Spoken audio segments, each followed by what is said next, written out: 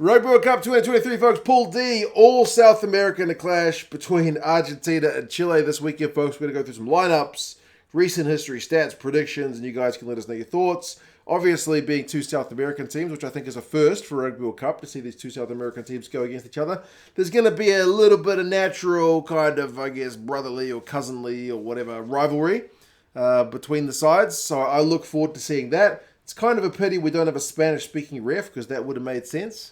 Paul Williams, as far as I'm aware, only speaks English. I'm pretty sure Matthew Reynal speaks Spanish, but it's the Kiwi for this one.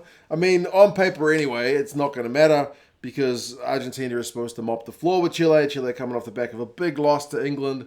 Argentina are big-time favourites. But, hey, man, it's a Rugby World Cup. It's two South American teams. It's going to be one to look forward to. In terms of the recent history, it's not that recent. They don't play each other. They used to play each other a lot back in the 2000s, I guess, prior to Argentina joining the Rugby Championship. They used to play each other seemingly pretty much every year. Of the last 5 games, we're looking back to games 2004, 2006, 2007. There is one back in 2014, which is the most recent, which was 73 points to 12. So it tends to be that Argentina gives Chile a big hiding. They'll be looking to do the same this game. But as I said, Chile is going to have a bit more motivation, you would think, playing Argentina than any of the other teams in the pool. But for Argentina, Michael Cheika has rung the changes. It kind of makes sense. They've already had, 2 very tough games, and some guys are lacking game time. So they've given some guys some game time, and some of the guys who have played have had a rest in this squad naming anyway. So you got Sclavi, Creevy, and Bello. That's your front row. So it's one guy outside the 23, Sclavi, who comes in at loose head. Creevy is up from the bench, and then Bello continues on at tight head. Petti and Rubiolo are the second row. There's still no sign of Lavanini.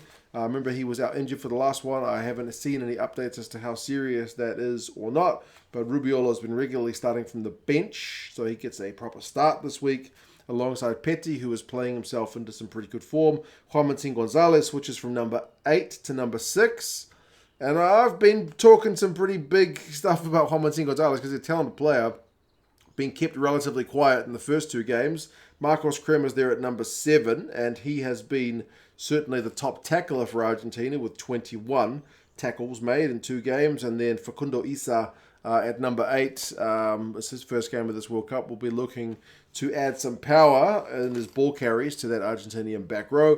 Cubelli and Sanchez, the 2 veterans at 9 and 10, continue on. I think it's Nicolas Sanchez's 100th game for the Pumas, so that's a big congratulations to him. It's a massive achievement. I think he's only less than 20 points behind Quesada's point scoring record for Argentina as well. So if he gets a chance to kick a few conversions and penalties and whatnot, you may see him become the top point scorer for the Pumas. De La Fuente is back into the side at 12. He is the captain this week in the absence of Montoya. Cinti is up from the bench at 13. And you got 2 new wings. One end of the experience scale sees veteran Imhoff there on the left. And then the other end is Rodrigo Isgro, the 7-star on the right, his World Cup debut. And then Bogado also gets his World Cup debut at fullback. So, yeah, it's a much-changed side. Ruiz gets his first game of the campaign as well on the bench as your reserve hooker. Vivas and Cordella continue on. Alemano drops to the bench. Oviedo is there into the side. And then 3 backs, Bazan Valles, halfback. Santiago Carreras drops to the bench. And Malia also drops to the bench as well. So some of the guys who've been kind of more outstanding for the Pumas thus far, the likes of a Matera, the likes of Agajo, the likes of Mateo Carreras, all these guys are not named in this 23, so it is a much changed side for the Pumas.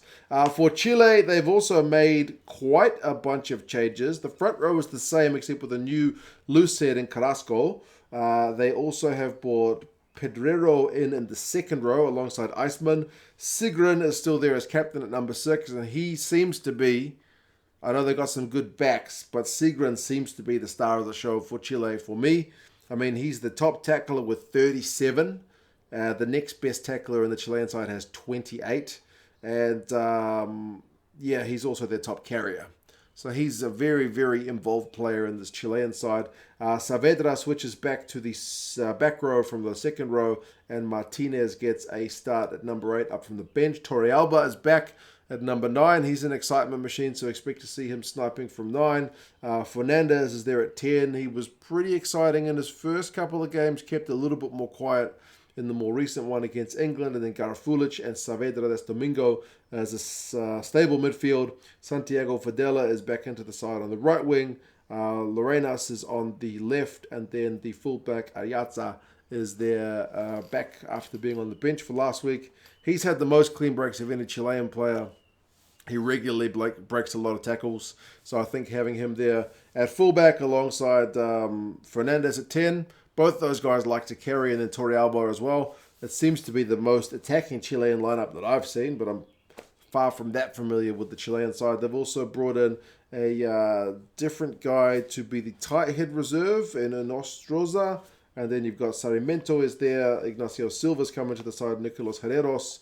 So I would imagine a few guys are getting a game before their Rugby World Cup campaign comes to an end.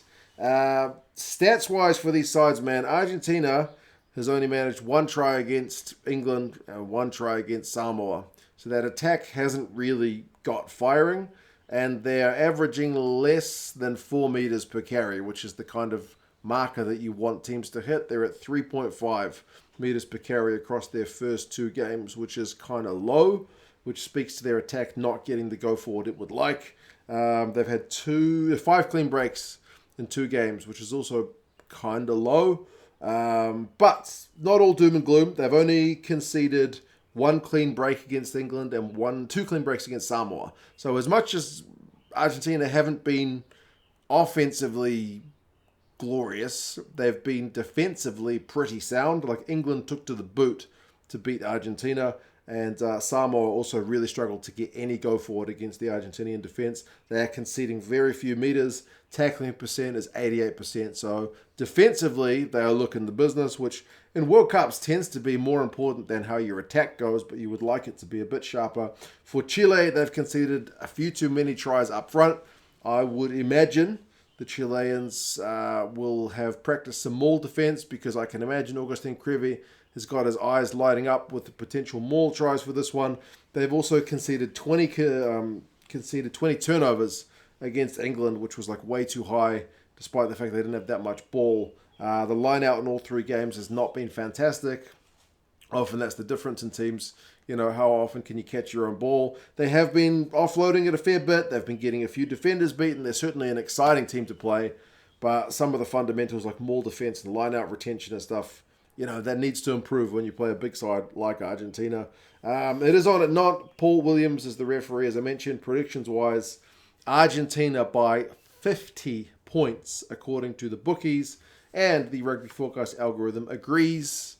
Argentina by 50. So, yeah, predicted to be a pretty lopsided one. It's on at 3 o'clock local time, which is, I believe, 2 o'clock in the morning for me in New Zealand.